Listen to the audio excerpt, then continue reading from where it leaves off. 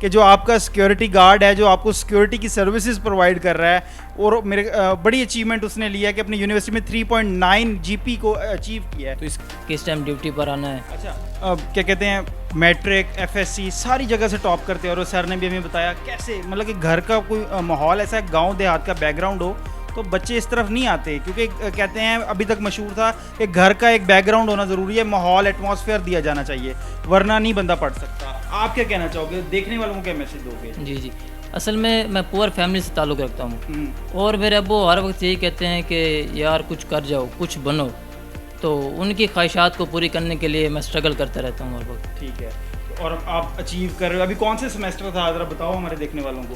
میرا second semester تھا, میری 3.93 ٹوٹل سی جی پی ہے. اچھا, اور تھرڈ سیمسٹر میرا سٹارٹ ہونا ہے, وہ سپتمبر سے ریگولر سٹارٹ ہوگا, پھر اس کے پیپر ہوں گے, اس کے بعد انشاءاللہ جو یہ سوائل ڈپارٹمنٹ کو آپ نے چنا کیا وجہ ہے؟